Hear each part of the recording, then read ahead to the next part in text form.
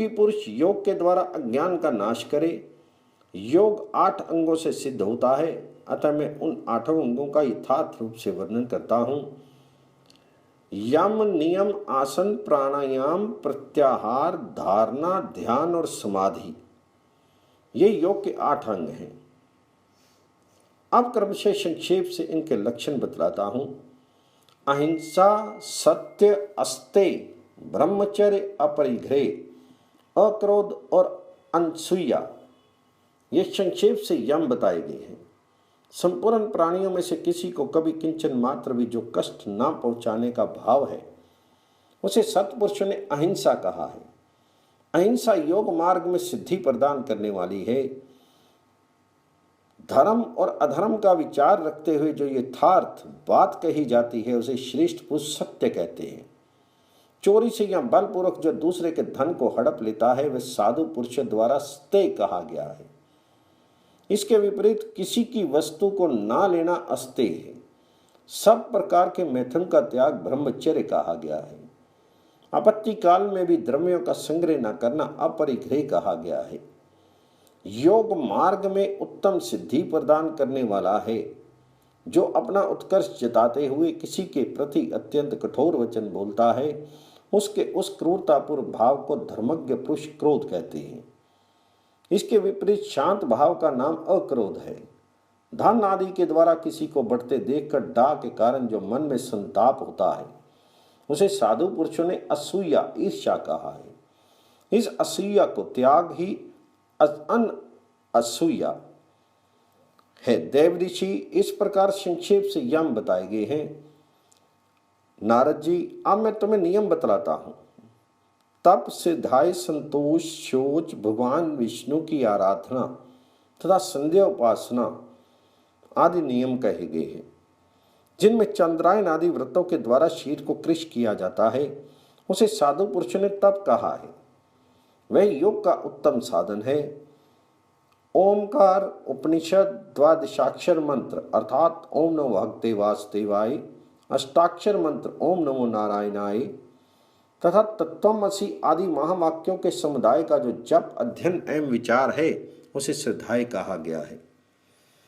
वह भी योग का उत्तम साधन है। जो मूड उपयुक्त श्रद्धाएं छोड़ देता है, उसका योग सिद्ध नहीं होता।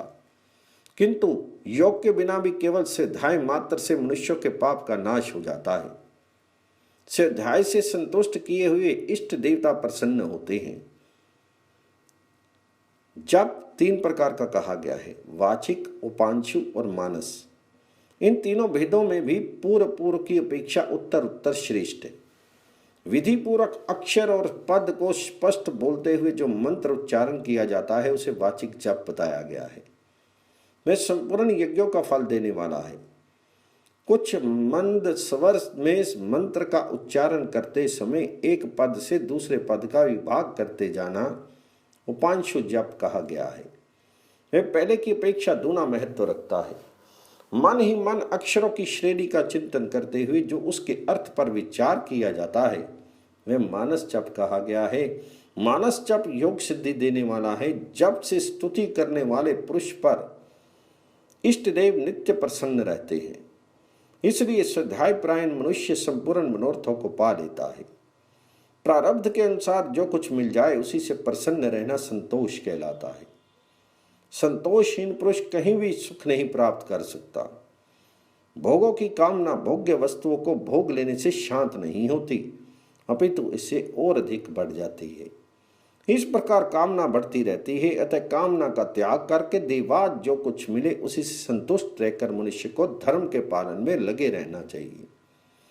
बाह्य शौच और अभ्यंतर शौच के भेद से शौच 2 प्रकार के माने गए हैं। मिट्टी और जल से जो शरीर को शुद्ध किया जाता है, वह बाह्य शौच है, और अंतःकरण के भाव की जो शुद्धि है, उसे अभ्यंतर शौच कहा गया है। आंतरिक शुद्धि से हीन पुरुषों द्वारा जो नाना प्रकार के यज्ञ किए जाते हैं, वे राख में डाली हुई आहुति के समान निष्फल होते हैं। अतः राग आदि सब दोषों का त्याग करके सुखी होना चाहिए।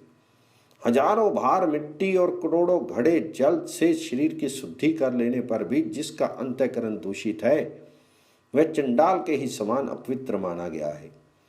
जो आंतरिक शुद्धि से रहित होकर केवल बाहर से शरीर को शुद्ध करता है, वे ऊपर से सजाए हुए मदिरा पात्र की भांति अपवित्र ही है, उसे शांति नहीं मिलती। जो मानसिक शुद्धि से हीन होकर तीर्थ यात्रा करते हैं, उन्हें वे तीर्थ उस तरह पवित्र नहीं करते जैसे मदिरा से भरे हुए पात्र को नदियां। जो वाणी से धर्म का उपदेश करता और मन से पाप की इच्छा रखता है, उसे महापातकियों का सिरमौर समझना चाहिए। जिसका अंतःकरण शुद्ध है, वे यदि परम उत्तम धर्म मार्ग का आचरण करते हैं तो उसका फल अक्षय एवं सुखदायक जानना चाहिए। मन, वाणी और क्रिया द्वारा स्तुति, कथा श्रवण तथा पूजा करने से भगवान विष्णु में जिनकी दृढ़ भक्ति हो गई है, उनकी वह भक्ति भी भगवान विष्णु की आराधना कही गई है तथा संध्या उपासना तो प्रसिद्ध ही है। इस प्रकार मैंने यम और नियमों को संक्षेप में समझाया। इसके द्वारा जिसका चित्त शुद्ध हो गया है, उसके मोक्ष हस्तगत ही है, ऐसा माना जाता है।